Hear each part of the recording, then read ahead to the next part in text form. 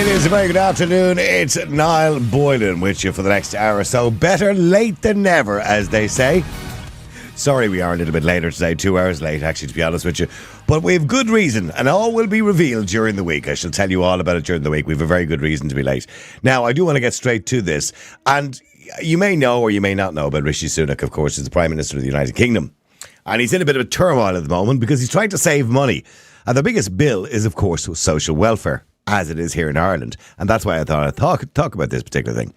And it says here, this is the Daily Mail, benefits to be axed after a year on the dole to stop it becoming a lifestyle choice, says Prime Minister. Now, I don't know whether you believe, living on benefits is actually a lifestyle choice, but the jobless, he goes on to say, the jobless will have their benefits axed if they fail to find work within 1 year, according to Richie Sunak, unveiling the biggest shake-up ever in the history of the state and the welfare system for a generation. The Prime Minister said he was determined to prevent people staying on benefits as a lifestyle choice. Outlining the new moral mission to get Britons back to work, the PM also said too many young people are complaining of mental health conditions such as anxiety and depression were being written off, and you should be helped to look for a job. More than 420,000 people in the UK who are classed as sick or disabled will be asked to look for work for the first time. Mr Sunak's comments triggered a furious backlash from disabled charities, but he said it was fair to expect people to work to take a job, adding that going to work can actually improve your mental and physical health. So what he's essentially saying is people are choosing to stay on the dole because the benefits sometimes, are better than being on, say, a kind of minimum wage job. But is he right, or is that a little bit harsh? Now, some of the things that he has talked about, by the way, I have them here, some of the points that he has mentioned just very quickly. He says there'll be a 12-month rule for the unemployed.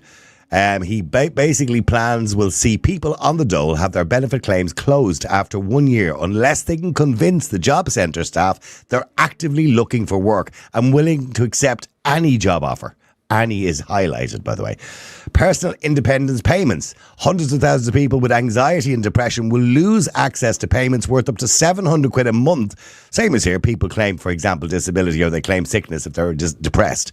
And instead, they'll be offered therapy to help them get back to work and not money. Part-time workers, new rules will require part-time workers on universal credit, that's the dole, to look for more work. Anyone working for less than the equivalent of 18 hours a week on minimum wage will have to show they're actively seeking more hours. Disability rules. The work capability assessment rules which govern who is eligible for sickness benefits will be tightened to require 424,000 with milder mental health conditions to get back to work. Sick notes. GPs could be stripped of their role in signing off people as sick and replaced by specialist work and health professionals who will be focused on what work people can actually do with support such as flexibility to work from home. And then they go on about benefit fraud, for example, will be they're basically going to deal with it tougher, and they're going to have seizures and arrests. Last year, benefit fraud was 6.4 billion in the United Kingdom. It's quite a substantial amount here as well.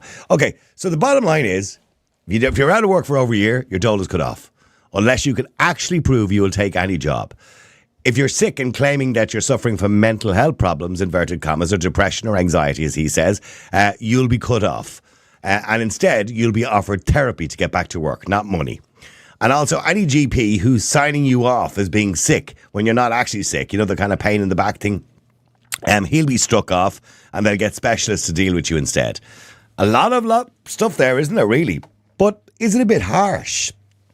I mean, after all, if somebody is suffering from depression or anxiety, quite difficult to get back to work, although many specialists and doctors will tell you the best thing to do is to actually get yourself back into work again.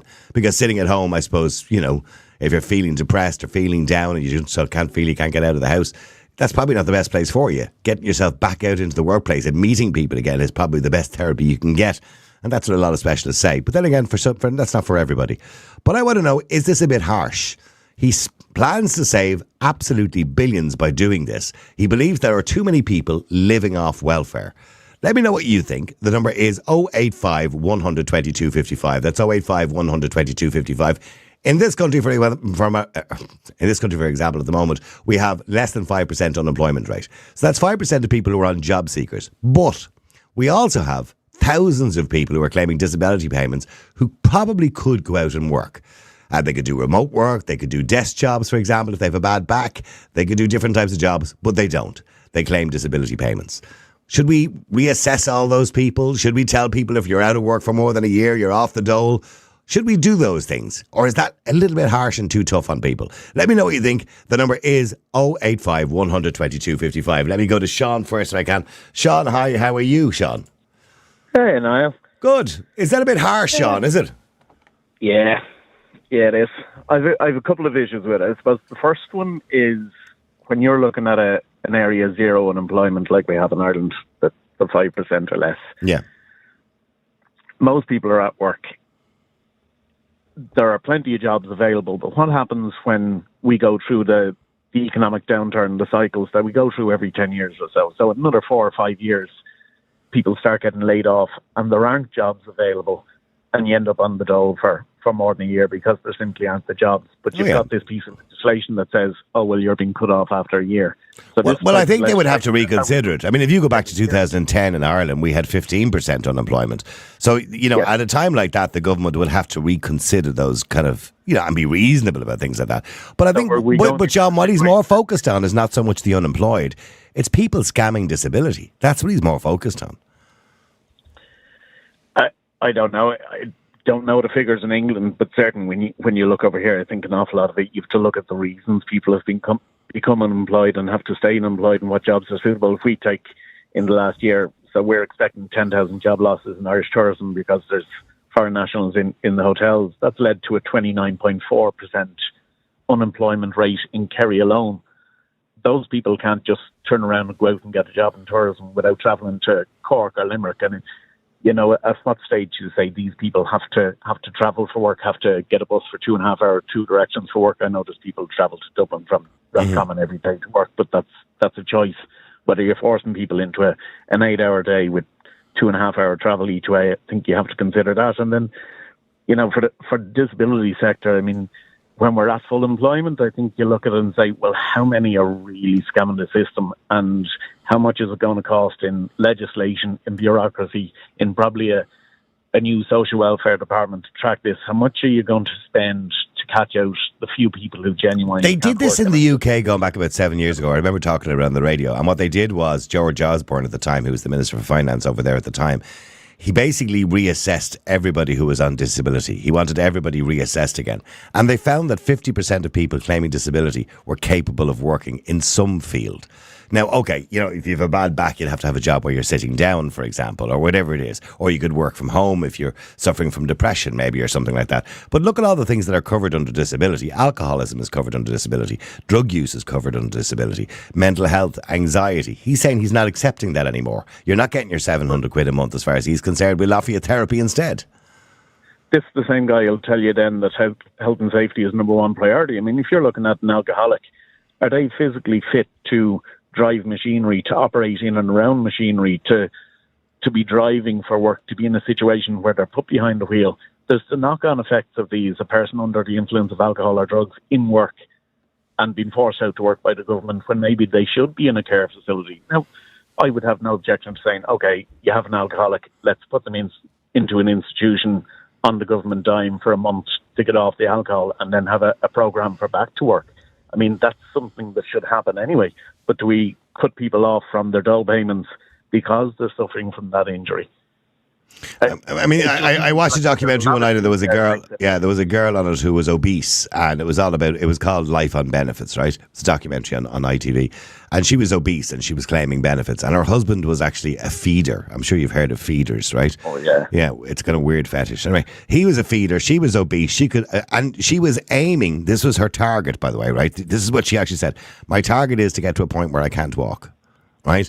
This is how bizarre this was. Anyway, but basically the dole had come around to visit her, or their version of the dole, the universal credit, had come around to visit her and said basically, look, we're going to offer you a way out here. We'll offer you help, healthcare. We'll offer you, a way of losing weight. But if you don't take the offer and you don't make an effort, you're off the dole. Is that fair? That's absolutely fair. Of course it is. A person has to want to get better.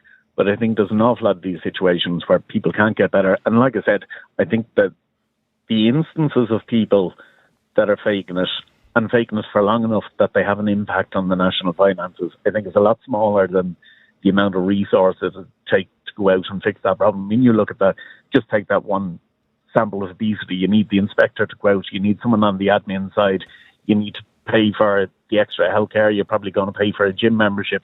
All it is for months on end, which is probably more expensive than just paying her dough. And is it really worth it? I mean, much is a decent gym a month? Yeah.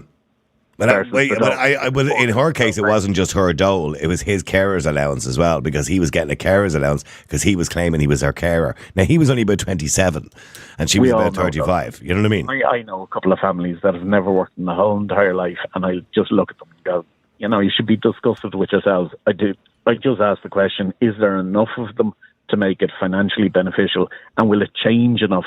I mean, how many of these guys, if he says 50%, how many of them is he actually going to catch out? How long will it take to catch them out? I mean, if you look at the live register in Ireland, we've 60,000 odd people who are on benefits for more than a year. That is such a small amount of money in this country when we're at. But we're spending 22 billion a year on welfare payments of all kinds. By the way, can I point out? Yeah, but the vast majority of that is for genuine cases. I mean, 65% of them or more are on job seekers for genuine reasons. Well, I mean, a lot of it's disability, invalidity, old age pensions. That's all part of that 22 billion bill, by the way. I look at my mother. She had to go on disability. She was one of those caught between the raise of the pension age, so she'd left work sick. Now she has private pension and that, but from 64 to 65 or 65 to 66, whatever it was, she had to go on an invalidity pension.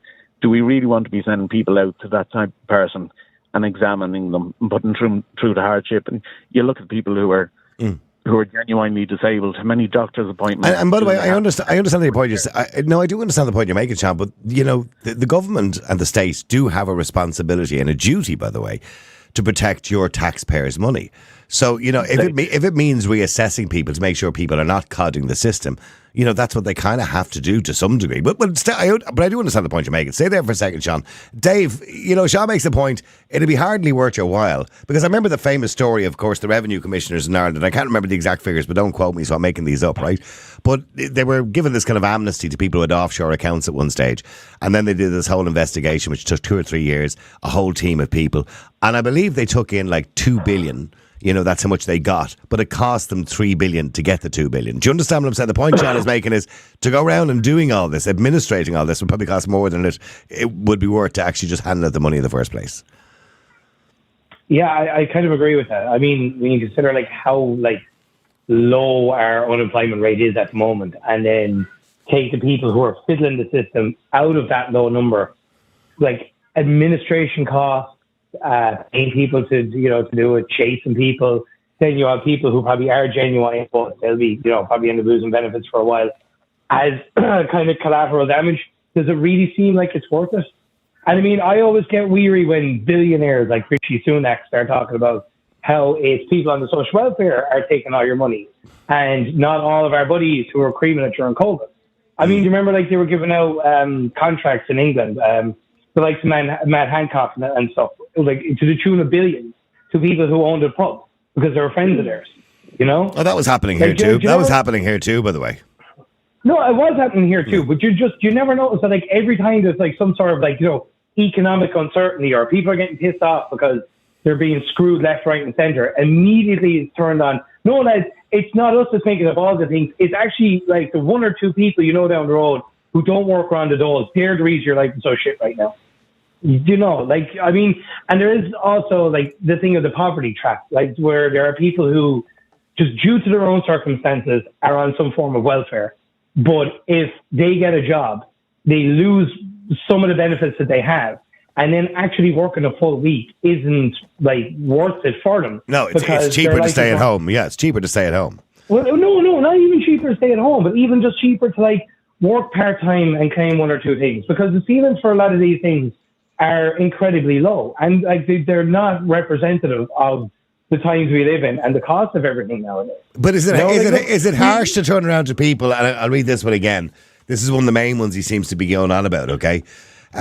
Which is the personal independence payment. Hundreds of thousands of people who claim they have anxiety and depression will lose their access payments of $700 a month and instead be offered therapy to help them to get back to work. So in other words, no more of this, I'm depressed, I can't go to work. We'll offer you a therapy, and if you don't want that, you're not getting any money.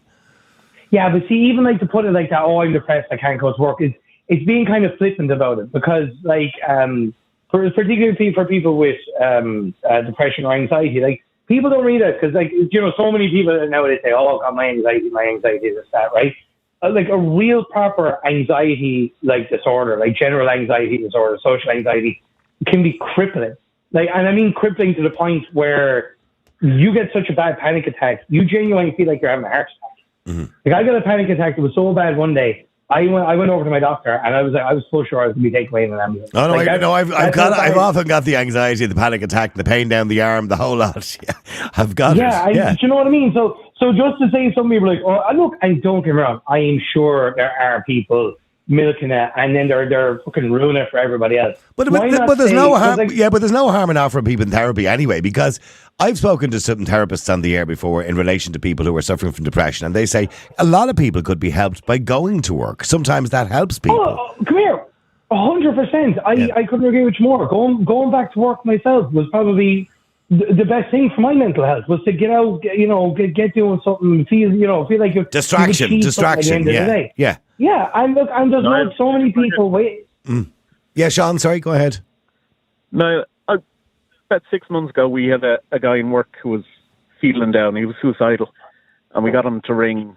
I won't mention the free phone number, but they were engaged. So he rang a second one. He rang a third one. They were all engaged. He couldn't get anyone on the phone. We eventually got the guards out to him. They took him into hospital. There's waiting lists here for every mental health professional. Children are waiting 3 years to be seen by a mental health professional. What are we going to do? Put all these people on the dole ahead of the people who genuinely need it, like the children? Are we going to make them wait 3 years before they can see a mental health professional? This is all great to say. Let's give counselling to people on the dole who are feeling a little anxious. Where are we getting the people to do it? We just don't have the services to implement this. Okay. But to be fair, England's health service isn't, it's not far off our own, even in regards to mental health services. So, it's a great soundbite for a politician to say, we're going to give you counsel, or we're going to give you this, and we're going to give you that. But, when the counsellors aren't there, so what do? They could just cut you off for social welfare and say, well, look, you are on a waiting list. All this thinks to me is, just another fucking rich politician saying, oh, lads, I know we made a bollocks to the economy, but it's actually Johnny Dolebag down the road's fault, and we're going to do this to make it look like we're actually doing something.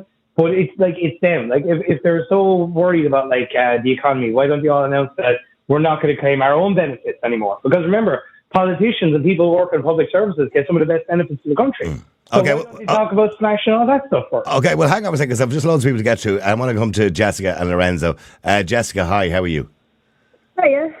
Jessica, is this a bit harsh to be kind of cutting people off who were on the dole more than a year, or who are claiming depression or anxiety, and offering them therapy instead of money?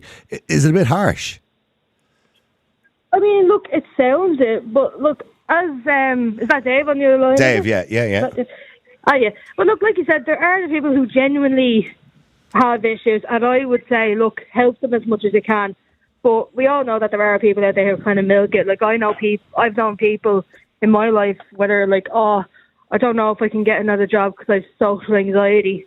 I was like, well, I mean, if you can go into a post office, talk to a stranger every day and gladly take money off them, that doesn't seem like social anxiety to me, but I'm probably just being flippant. Yeah. I mean, I would say no to Sunak's idea, because we'll get rid. I honestly think it would get rid of all the generational dole heads off it. You're causing the problem. But would you really? Because a lot of people, as you well know, as you say, it's generational. They don't know anything else. And, that's a kind of mental health problem in itself. They don't know anything else. There are people, generations of families who've lived on welfare all their lives.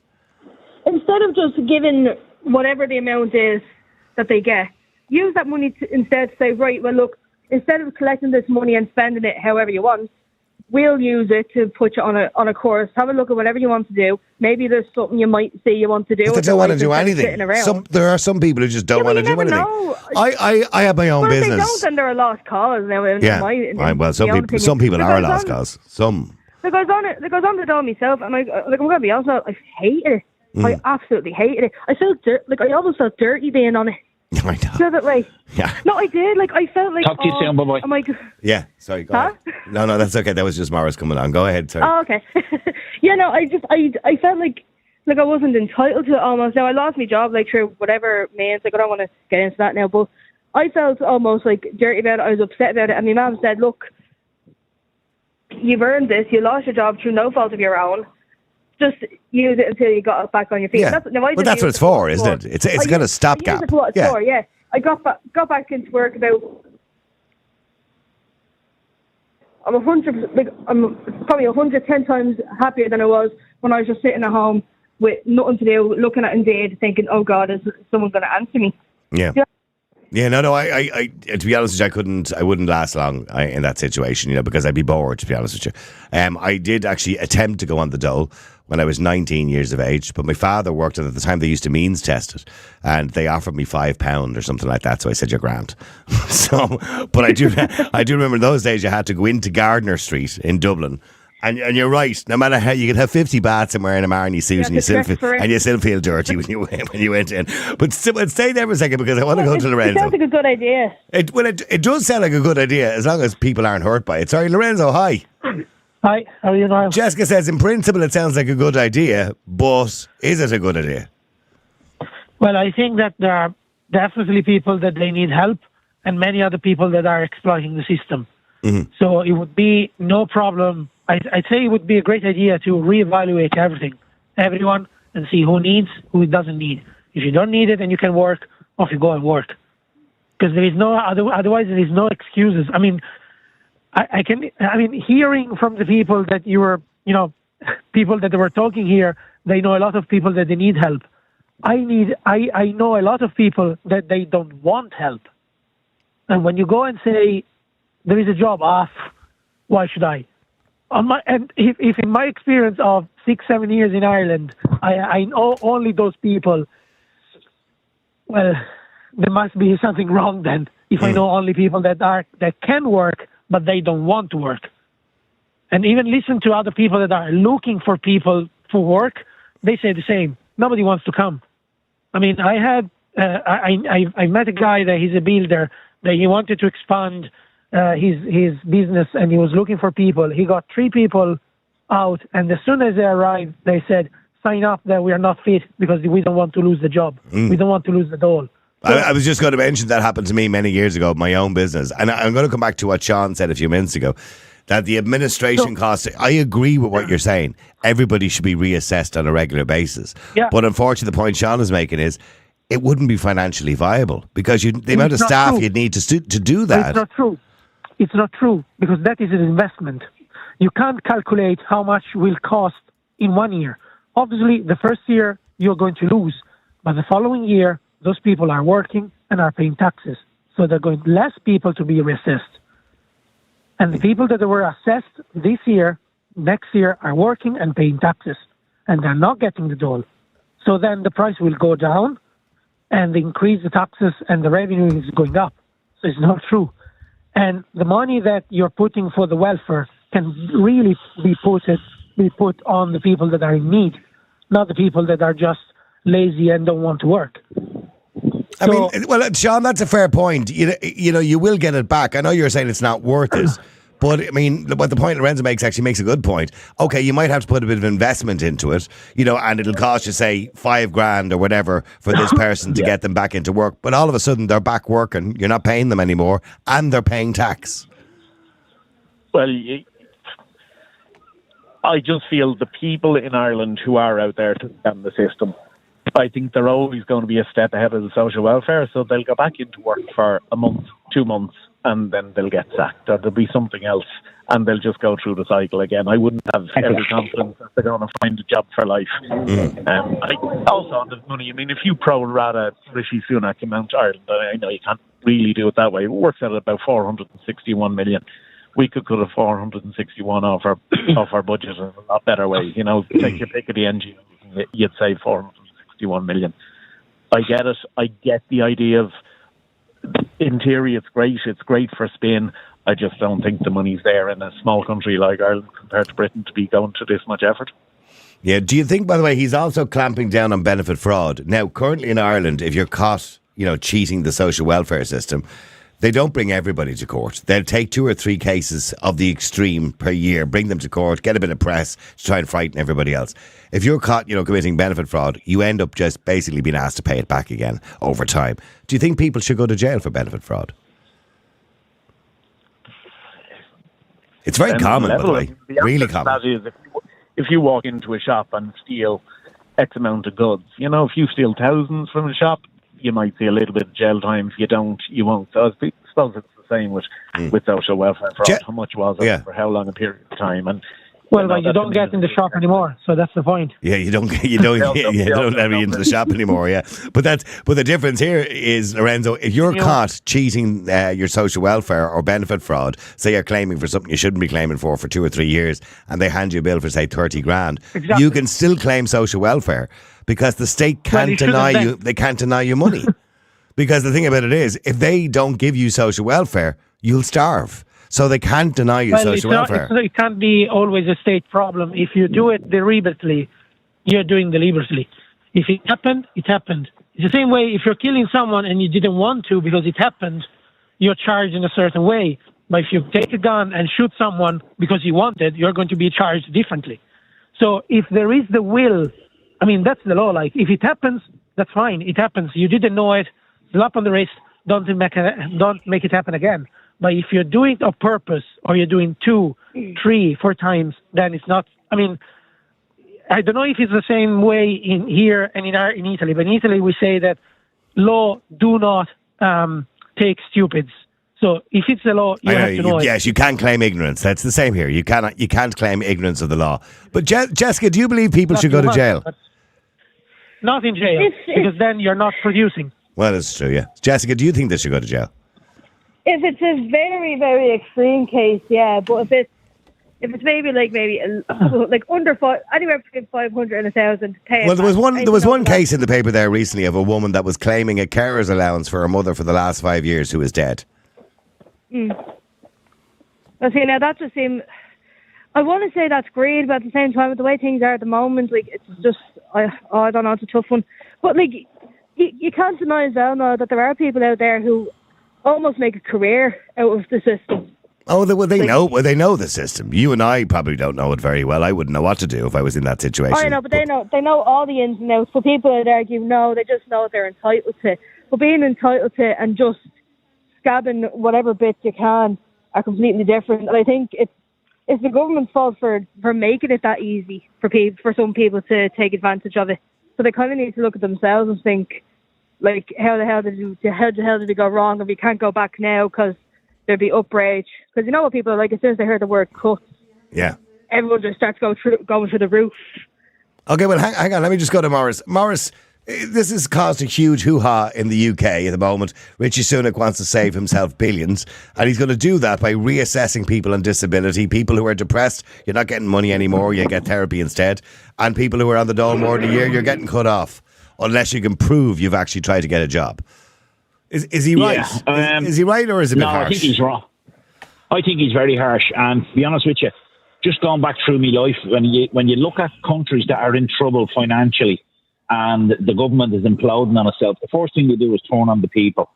It happened here. We were all cheats when Leo was Taoiseach. Oh, I remember that, yeah. Across the water. Yeah, everybody's a cheat, And now he's walked away. And Sunak will do the same. He's a billionaire, that man. He doesn't need to be Prime Minister of England. He's a multi-billionaire. Yeah. I think he's worth 700 million or nearly a billion anyway. So, if he's good at his job, fine. If you're going to start turning on the people, get out of politics. Because like your fella said before, Niall, show me a man that gets rich from politics and I'll show you a crook, right? But my daughter now, I'll give you the opposite example. My daughter is working and living in England with her husband, bearing 3 kids. And only for we send over a few bob to help them out. They're really struggling. So you can imagine what people on the dole are doing. I read a case there recently in the UK about 3 months ago about a man, and they cut off his benefits. And he actually starved to death in his own home because he had no food. That's the extent of poverty in the UK. I'll tell you why it came to my attention. I have family members still living in Birmingham, and it happened near where my niece lives. And they couldn't, the guy, because of the red tape, because of the cut-off, and the way benefits go now, and if you don't hear from us now, we'll cut you off, the man starve to death in 2023 in England because they cut him off his benefits. But here's the thing, in Ireland, they can't really cut you off. Now, they will say they're going to cut you off, or they'll cut you down, they'll reduce your payment sometimes, but they can't leave you with no money. Because, like that man, if they leave you with no money, you'll starve. Yeah.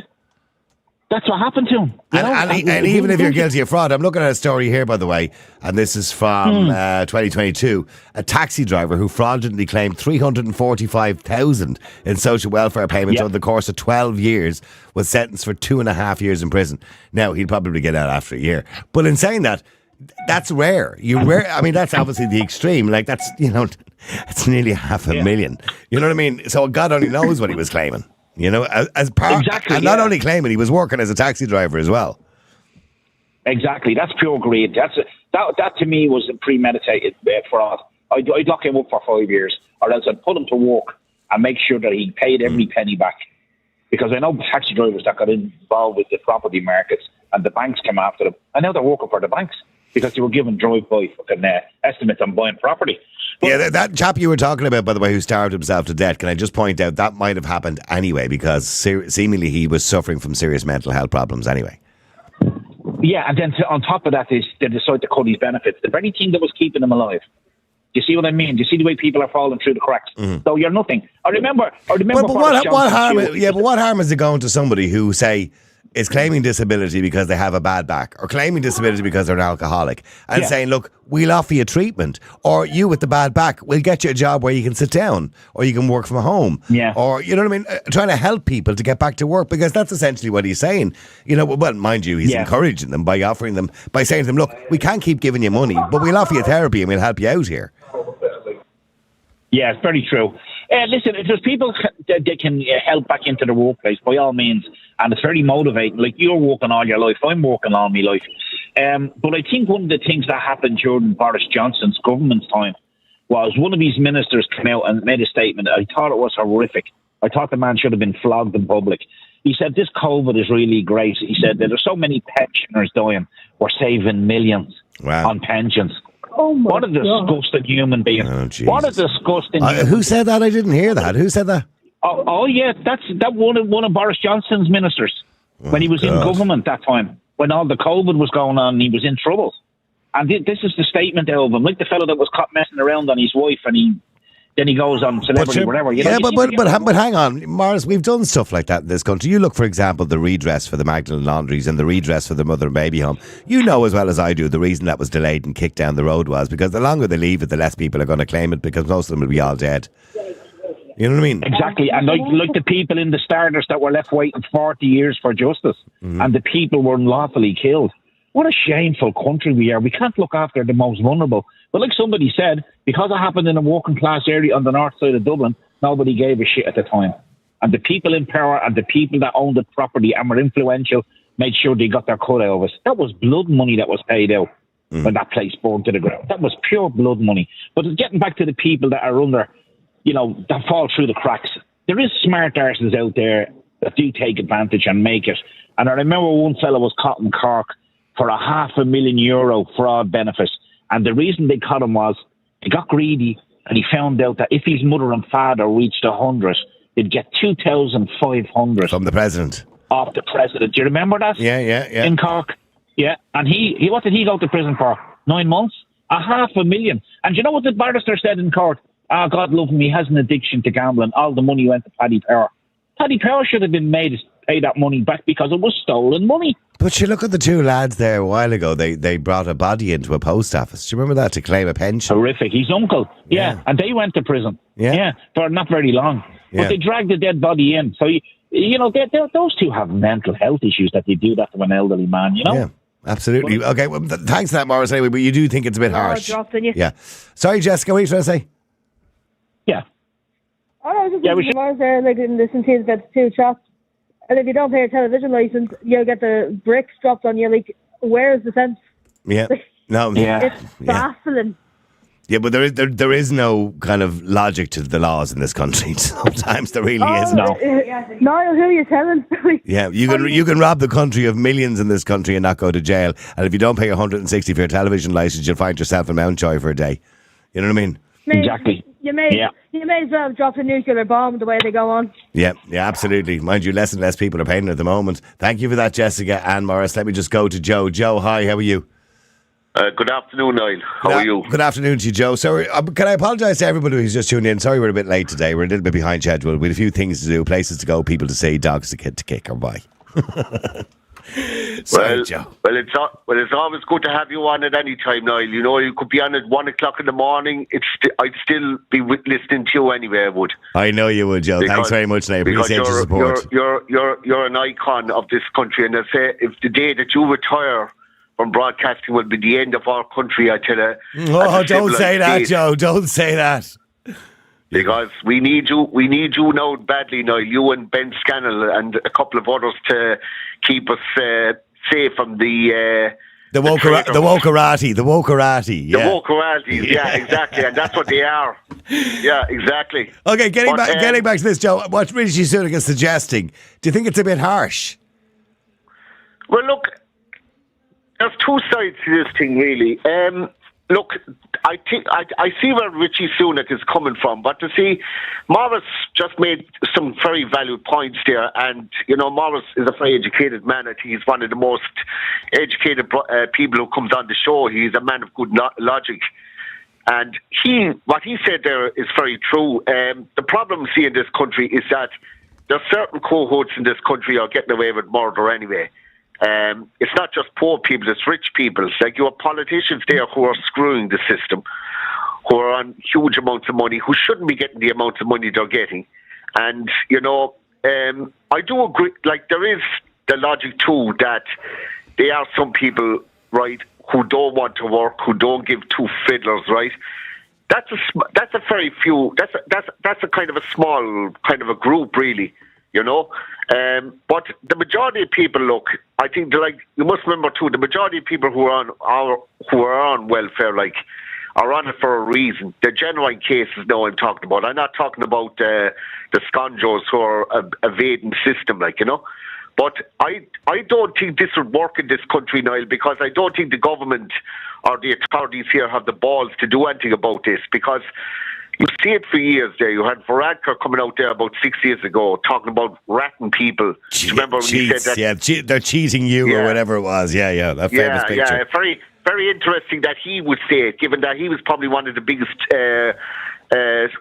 con artists ever in this country, like, you know. Well, that's a bit of a statement now, in fairness. Okay, he was accused, obviously, of leaking cabinet discussions, yeah. Okay. Yeah. No, I'm not going to use the R word because I think we all know what we all know what it is anyway. Okay. Just go yourself. The thing of.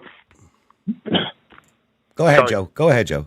Yeah, sorry, nice. Yeah, the thing about it is, look, if somebody is deliberately milking the system, right? It doesn't matter who they are, whether they're a non-national or they're one of our own, or like in general, anybody in general. I think that there needs to be a review of it anyway, you know, because there probably are groups out there who can do jobs well and can well afford to do them, because there's no shortage of work around. There's plenty of jobs around if people wanted to get them. But I think the problem is a lot of them, there's a kind of a shyness to employment in this day and age, given the fact that we probably do have a good benefit system in this country, you know? Oh, we do. We have one of the most generous social welfare systems in Europe. Yeah. Like we have a very good benefit system in this country. But the problem is it a lifestyle choice? I don't think it should be a lifestyle choice, because I think anybody who is genuine enough to work can work and are well able to work. And now there is gongers out there who are just abusing the system. You were talking there about Paddy Power a while ago. I know of a case of a fella who was on benefits, and he spent all his benefits on a horse one day, and he lost the whole thing in one go, like, you know. Right. Now, that wouldn't surprise me. Yeah. No, that's blackguardism, because, but I don't blame John or the fella for doing it. I blame the state for giving him that reason to do it, because I think the problem is our government, our politicians don't have the balls to tackle something like this. They don't get any. They never have got anything right in this country anyway, and I don't think they'll be able to do what Richie Sunak is planning to do in Britain, because I think that they just make a total ass of it. Instead of doing something decent, if they concentrated on doing something more reliable, like looking after people, looking after Irish people, and looking after genuine people who need it, I'm all for that. But I would look. It's a very, very complicated situation. But if it was to be a success, I would think it would have to be reviewed, because I don't have any confidence in politicians doing anything like that in this country, because I think they're just an absolute embarrassment, the whole lot of them, All right, Joe, thank you very much indeed for that. Let me go to Sandy. Sandy, hi, how are you, Sandy? Hi, Niall, how's it going? I just wanted to say I wish Niall was President of Ireland and tell him sort out everything. Yeah, I would. I'd sort it all out. Well, I can tell you.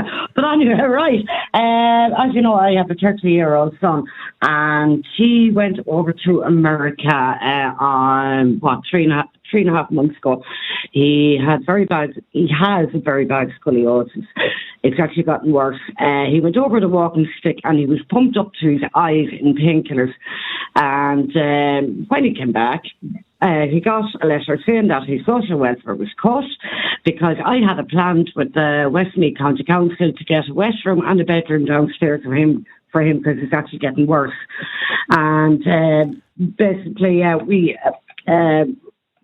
appealed it, and it said no, so we reapplied again, and we're still waiting. And I have... That's shocking. I know I have 2 TVs in the Athlone area fighting for this. And one TV in Athlone, I won't mention him, but he had to click to come to my door and say to me, I'll help you out if you give me a vote. I said, you know what you can do with your vote? Shove it up your ass. You and your vote. I was so annoyed with him. But, Well, I mentioned on my screen, you were, and he was cut off disability. He's cut off disability. Why? As well. Because they're probably saying that in his own view that he's well able to work. He can't even sit for long periods. I was going to say, if he's scoliosis, that'll be very difficult for him to work. Yeah, and another thing too, he was flying with Ryanair, and he had to bring a special pillow for his back. And you won't believe this. He came home and he said, "Mommy, I was charged €40 extra." I went, "For what?" To bring the pillow. He said, to bring the pillow. Oh, well, no, you should have sent an email into Michael O'Leary about that one. There's no... That obviously he didn't have a very good understanding of a situation. As true as I'm sitting here, €40 just to bring a pillow on with him. Yeah. Yeah, well, I would take that up with Ryanair and get your money back, because I can guarantee you they would absolutely give you a refund on that, because whoever the staff member was that charged him the €40 hasn't got a clue. Oh, anyway, getting back, so Sandy, is it wrong to reassess people? To go around and say, well, okay, listen, you're claiming you have a bad back. You can actually work. You're claiming you're an alcoholic. I'll tell you what, we send you for treatment. You're not getting any more money. Well, you claim you have depression. We'll send you for therapy, and you're not getting any more money. Is it wrong to do that? No, they should be reassessed. Maybe not every year. Maybe every 3 years. They have to reassess them. Do a renewal, blah, blah. They have to. It's like when you get your car NCT. It's when you think about it that way, I have to, go through the NCT to see if it's roadworthy, and the same with a person. They have to, with the disability, see if the still can't work, blah, blah, blah.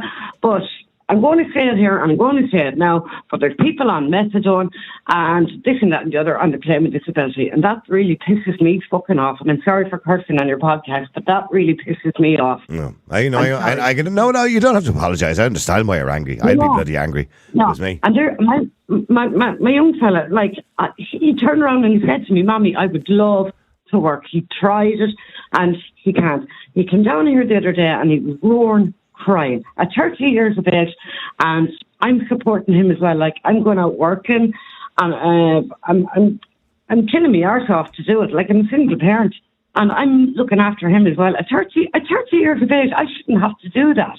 No. Yeah, you absolutely shouldn't. Not at that point. You shouldn't. And you are 100% right. And by the way, I hope things work out for you. I hope things get a little bit better for you, Sandy, in relation to that. Let me just go to John. Thank you for that, Sandy. Let me go to John. John, hi. How are you? How's the world's greatest broadcaster? I don't know. Is he here? Where's he? Well, I tell you what, right? I reckon you should seriously consider when the vacancy comes up, and it's only around the corner, up in the Phoenix Park Because if the likes of Bertie Hearn is concerned, I don't see why you shouldn't throw your hat in the ring.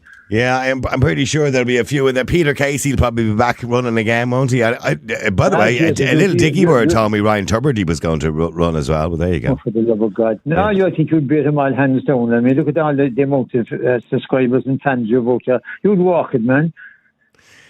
Fina, fina, fall at run. Sorry, I was starting to feel all patriotic there for a second, John. Anyway, so John, is it wrong for Rishi Sunak to basically say, or should we do the same? That we need to reassess people on disability, reassess people on the dole after a year, cut them all off. Is it wrong? Well, I suppose the fact if you're comparing, can you compare like with like? Because again, which has previously said by other callers, you're talking about multi-millionaire, right? Putting this idea out there now. His wife, billionaire. His wife actually supposed to be richer than he is. Her family. Yeah. So they're worth a fortune between them, right? So probably wrong man giving the message, but look, I think for the sake of mental health, you're better off actually having a routine, getting out of bed in the morning. Yeah, I couldn't agree more. Yeah, for a lot of people, not for everybody, but yeah. And you're socialising as well because you're meeting people that talk about where you went in the weekend, where I went in the weekend, what you do next weekend. So there's the social side of it, and it keeps your head ticking over because this idea of not getting out in bed at 12 or 1 o'clock or 2 o'clock in the day is devastating for anybody. But I mean, like where there are people genuine grievances and genuine health problems, they should be encouraged and they should be helped in every way. Like you've had many people on the show now, and they said that they were seriously considering when they see others around them and they were living, packing up their job and just going on all the benefits. Well, if a person that's working, right, is thinking about that, there's something wrong. It means the tax system is wrong, you're not being paid enough, you're being exploited. If you're thinking that you're going to join the guy that's doing nothing and he's sitting in his hole all day. I remember Jay, the truck driver, Jason that comes on every now and again. Jay, myself and Jay worked it out at the time because, he was obviously paying maintenance for his children from his previous marriage, and he had 8 kids. He has 8 kids. And he worked it out based on, all the benefits he would get. He would be actually financially nearly better off giving up his job. Yeah, but I mean, the thing is, what about his mental health? Well, no, he wouldn't do that, obviously, but he was just saying financially, he's only something like 50 quid up on the deal by actually going to work. But you see, that'll tell you, if there's only 50 euro on the difference, this is no wonder people are doing it. And that's unfair to people that are like you, that are getting up. Yeah, well, I don't mind people getting benefits as long as they're entitled to them. But the problem is, Rishi Sunak is saying some people are not entitled to them. Like, for example, if you're choosing not to get a job, in other words, what he's saying is, if you're on the dole a year and you can't prove that you're actively seeking work and that you're willing to take anything, we're going to cut you off. If you're on claiming you're depressed or you suffer from anxiety, we're going to offer you therapy. You're not getting any more money. We're going to offer you therapy to get you back to work. Is that now? I know disability campaigners have gone mad today saying it's really harsh. I wouldn't be kind of saying just give you therapy and give you no money. I would give them the money, but evidence is that part of the package is like to qualify for the benefits that you must go to therapy if you need therapy, right? Simple as that. But overall, I think like that. If people just sitting around all day and doing nothing, and they're able-bodied and well-able, you should have to go, because if you go to India or somewhere like that, if you don't get up in the morning, if you don't beg or find some way of chopping up wood or some menial job to get a couple of pence to get you through the day, you'll fucking starve to death. Well, hang on, let me just go to James as well. James, hi, how are you, James? Afternoon to you, Niall. I'm good, James. Is this a little bit harsh? John is saying kind of yes and kind of no. No, I think it's a wonderful idea, and I like the sound of El Presidente. By the way, can we? If you run for president, can I call you that? Yeah. I know. Do you know what? I would hate to be the president because you don't have any power in Ireland as the president. You couldn't do it. You're not even allowed to have an opinion. Think of the check, man. Think of the check. No, I wouldn't do it for the money. You'd be bored.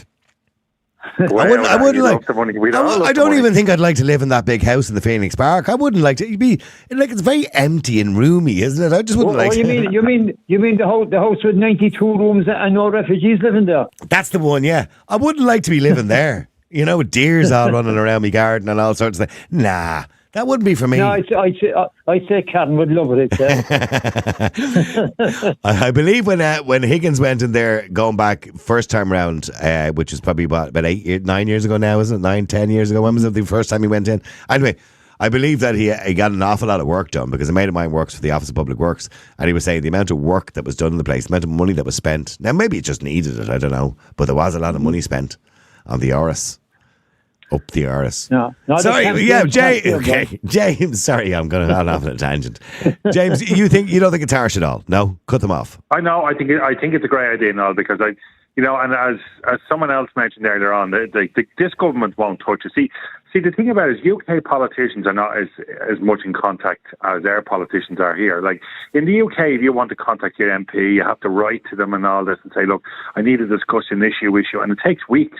Where here you can literally walk into those. I know. I think they have clinics and constituency offices in the UK too. I know a lot of them. It's not as easy to contact them as it would be here. Yeah. But I personally think, I think it's a good idea. I think after a year, I think, maybe what you should do is the model. I think in Germany they have it where if you're earning 500,000 a year, you lose your job for your first year. They give you 300,000. They keep giving you plenty of money because you paid a fortune in tax, and then they gradually, after 3 years, wind it down to nothing.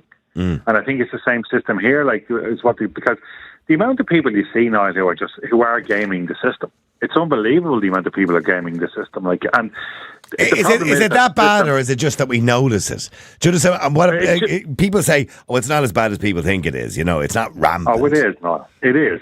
And the funny thing is, Niall, the vast majority of people who are gaming the system are probably working in the black economy as well. Delivering Chineses, doing my job, all sorts, getting cash in hand, This is another issue too. But long term, we can't sustain the way the system is at the moment, and they're already talking about auto-enrollment for pensioners for everybody, because that basically means that the money is running out. So in 20 years' time, simple economics, Niall, if you have more money going out than you have coming in, you're going to go broke. So we just can't have the situation where we can't keep giving people money every month to sit in their holes and do nothing. And one thing, Niall, I'm not sure if I heard it right, the last lady I had on there who said about her son that has scoliosis, and they said that they cut off his disability. Did I hear her right saying he was in America for 3.5 months? I didn't hear that part. Now, maybe she did. I'm not sure. I thought I heard something about America. He was dosed up painkillers for 3.5 months or something like that. So maybe I heard it wrong. And then she moved on. Then she mentioned that the fact that his disability was cut off. Yeah, but she also mentioned he was charged for 40 quid to bring his cushion on a Ryanair flight. That's terrible. Well, that's a disgrace. That's a disgrace. Now, if he was in America getting treatment for scoliosis and they cut him off, that's a disgrace.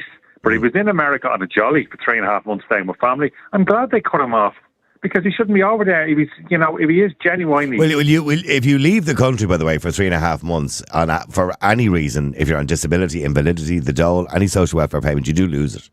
You have to reapply for it when you come back. Yeah, that's normal. Remember there was a video doing the rounds of a guy who went back to Romania for 3 months. That's right, yeah. And the guy in the social welfare was trying to explain to him that you can do it for 2 weeks. They shouldn't even get. And here's another thing, Niall. Why are they giving people on welfare 2 weeks holidays? That's crazy, and that's the reason why. Niall, this country is the bulk of 300 billion in debt. I think people forget that. My grandchildren, your grandchildren will be paying for this, and probably their grandchildren as well will be paying for this. We can't keep going on the way we're going on. We can't just keep giving out money willy-nilly. Oh, I have a bad back. Come back out in 5 years. Well, well, Richie is saying, even if you've got a bad back, well, then we'll get you a job where you're sitting down.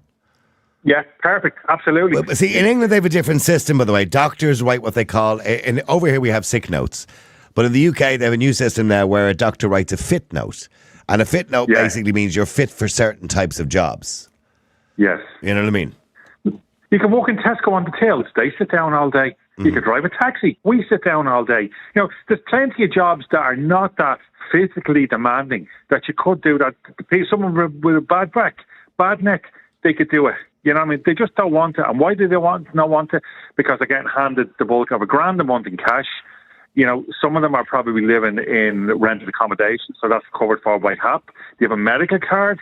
Every little cough, sneeze or fart are straight down to the doctor, get all their prescriptions for free. Why would you want to stop doing that? If the state is going to hand money out willy-nilly, why do you think they'd stop it? Mm.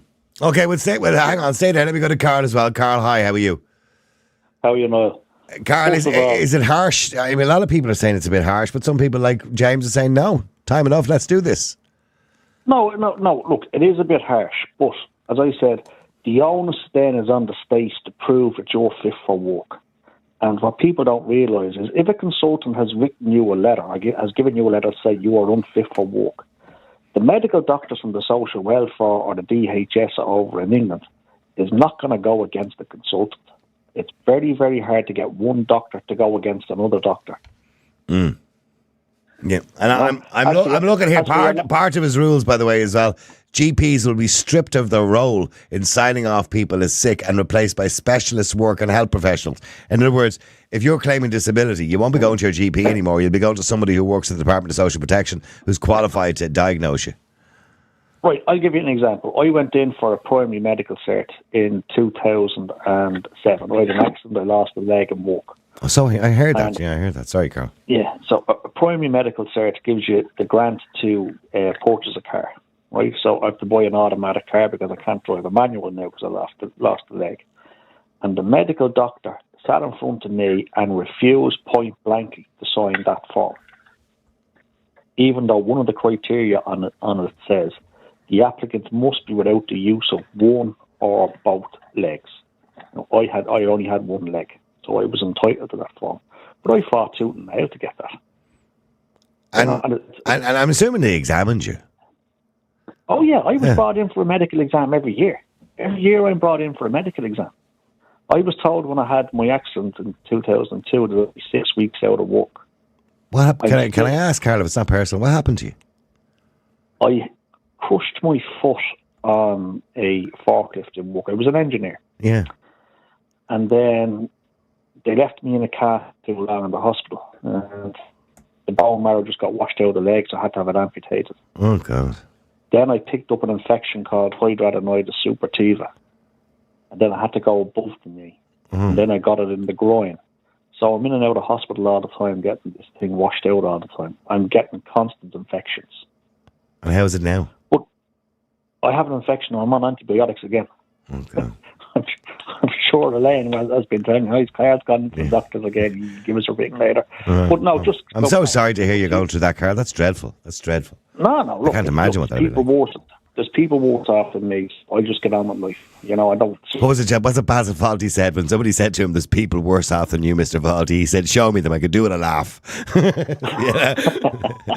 Okay, Carl, but James is saying it's high time we did something about it. There are people out there scamming the system, taking advantage of the system. But, Sean made a point at the start of the show. Look, it would cost us too much money in administration, all that kind of... Just give them the money, sure. Look, it'd be cheaper than just going around checking it all. Yeah, well, that's the easy option out of it, or the easy way out of it. But it's very hard to prove somebody has a problem with their back. Like your last caller, James, there saying, they can sit in a chair. Obviously, he's never had back problems, because to sit in a chair with a back problem is not a very easy thing to do, because you're in constant pain and you have to keep moving. I have back problems. I have sciatica. I think sciatica was going to say sciatica. Yeah, and so people will notice I'm doing this podcast. I constantly have to keep moving all the time, right? And the same if I'm in a car, I have to keep moving all the time. If I don't, it just gets really sore. So I have sciatica, but I can still work. I can still sit. I can still do jobs. Yeah, but you're not sitting for 8 hours. Yeah, but if I really wanted it, I could gam it on and say I have a disability, and probably get a payment. Yeah, well, then that's not going to do your presidential campaign any good. No, it wouldn't do my presidential campaign any good. But I'm just saying, if you want, the point James is making is there are people taking the wee out of the system. No, there are people taking the absolute piss out of the system, and I've seen them in the medical. When I was going in for my own medicals there, I've seen them walking in and putting on my back sore, and then you see them half down the road, and they're swinging and kicking a football and drinking pints and smoking. Not a bother to them. I knew a guy who was out of work for 15 years, lived around the corner from me. He used to work at the docks and he claimed he had a bad back. I don't know how many times I've seen him up on his roof playing with a satellite dish and then lifting pillars out of the back garden while he was doing his gardening because he loved it, because he had nothing else to do. He was so bored. But stay there a second. Let me just go to Nuala as well. Nuala, hi, how are you? I'm fine now. And I was just listening to your man, and then I was saying at the same time, if an employer refused you a job because you had scoliosis or you had something else, you could take him up to court because he wouldn't employ discriminate. you. Yeah, You know what I mean? Yeah, be discriminating It's a against you. catch-22. Yeah. Now in Denmark they have what they call flexi security, in which if you lose your job, you're paid a good percentage of the job you had, and they make it easier to fire, easy to hire. And if you're fired, you just go and you can get your benefit, and it'll be not too much less than what you were getting, and it makes it easier for employers to fire somebody and then hire somebody, and you can leave your job. Where in Ireland, if you left your job, you're more penalised than the person who never worked. I think that's. But why would you be getting if you left your job? Why would you nearly get the same amount of money as you did when you were working? Why would they even do that to you? Why would they give you that much money? So that'd be no point in working. They wouldn't give you that money, but I mean, no. Yeah, but what happens in Denmark? I don't think you're explaining the system in Denmark fully. It's similar to the United States. So if you lose but if you lose your job in Denmark, right, that you get paid close enough to what you were earning before, right, but only for a short period of time. Yeah, no, it's not even a year or two. It's only about 3 months. So it's only for a short period of time, and then after that it gets cut down, and then after 6 months it gets cut again, and then after a year it gets cut right down to a minimum that you couldn't even live on. So that encourages you to go back to work again. But that's a good system. Upskill. Yeah, that's a good system. Upskill. Yeah. It is a good system. Yeah. Where, I mean, some people in Ireland, well, you'll always get scammers, but people make a career about being on the dole. And should we make more of an effort to catch the scammers, or should we just leave as is? Well, you see, the thing is, there is a problem with our prices of rent and the price of housing. That that people lose all their benefits if they say take on a good job. You'd lose your medical card. You'd probably lose your HAP scheme, and the HAP scheme and all that. Yeah. No, so like it doesn't encourage people to make some effort themselves, but they have to do something about the rents and the price of housing. But that's actually, let me just go back to James. James, that's a good point. A lot of people are in a bit of a trap there, James. You know what I mean? That they're getting the HAP scheme, they're getting all sorts of things. If they took a job, they'd actually be worse off. But particularly with the price of accommodation in this country. But see, that's the same, Niall. We're encouraging it, because if you're giving people all these benefits, you have to give them the benefits. Where are they going to live? You make them get a job, but you make sure work pay it. So you make sure that if you have a job, if you're going, say you need to see your doctor, it should only be, say, €20 to see your doctor. Your prescription should be covered. Something similar to what you have at the NHS.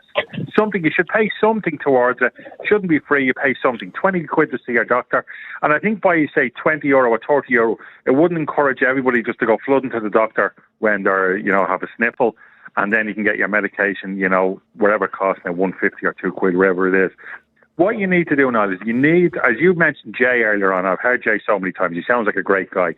What we need to do is we need to encourage people to work, but we need to make it to the point where it's worth their while working and not worth their while. Like, if you're working now, I'm going to just say Tesco, you're in a minimum wage job in Tesco at $12.60 an hour. After you paid your tax, you're taking €460 home a week. If you're on a dole, and it just, if you're married or you're living with somebody and you have kids, you are actually financially better off on the dole than you are actually having a job. Flip that over. Say to the person in Tesco, right, we're going to reduce your tax down to a minimum. We're going to charge you a minimum of, say, 10% because you're earning such a... I think there was a political party wanted to have a second or third band of tax. That's what you do. But what you do with the person then who's sitting at home watching Sky or watching that dodgy Fire Stick all day, drinking cans of Dutch Gold, saying, listen, pal, after a year, you're back looking for work, we're giving you nothing. And I can guarantee you now, and an example I'll use, when they changed the welfare system for the Ukrainians coming in, look how it just dropped off a cliff just like that. 3/4 of them stopped coming. Why? Because there was no more money for them. That's what it comes down to now. It comes down to money. Okay, well, hang on 2 seconds if you can, because I just need to go to Sarah Jane as well before I finish here today. Sarah, hi, how are you? How's it going, Niall? Sorry, I'm running a bit short on time, but go ahead, Sarah. I'm just saying you'd never make it in the White House, and anyway, you can't keep you quiet. I know, never shut you up. Yeah, I know. Anyway, no, I think it's a brilliant initiative. I think, if they're not contributing to society, it's about time to change the whole ethos and culture.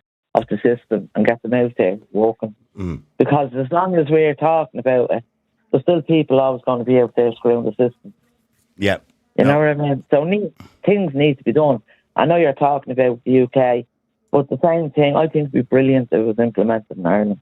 Yeah, as long as we got the real scammers and we weren't picking on vulnerable people. Yeah, well, exactly. You'd have to do that as well. But yeah, I don't want to see vulnerable people being picked on. Yeah, they know where to target and who to target. So, okay, well, on that note, listen, I've run out of time, unfortunately, Sarah. I do apologise for cutting everybody a little bit short there. I'm so sorry. It's just we've run out of time. Don't forget, by the way, if you want to donate, if you want to help us out, it's really important that you do that because we can't keep the podcast going without your financial input. Please go to our website, niallboylan.com. That's niallboylan.com. And you can donate or you can subscribe there on the website. We should talk to you again tomorrow at 12. Until then, have a great day. The multi-award-winning Niall Boylan Podcast. Listen live on Facebook, YouTube, and all the usual live stream services. To get in touch, just WhatsApp or text 085 100 2255. The Niall Boylan Podcast. They told me to shut up. Available for download from all your usual platforms.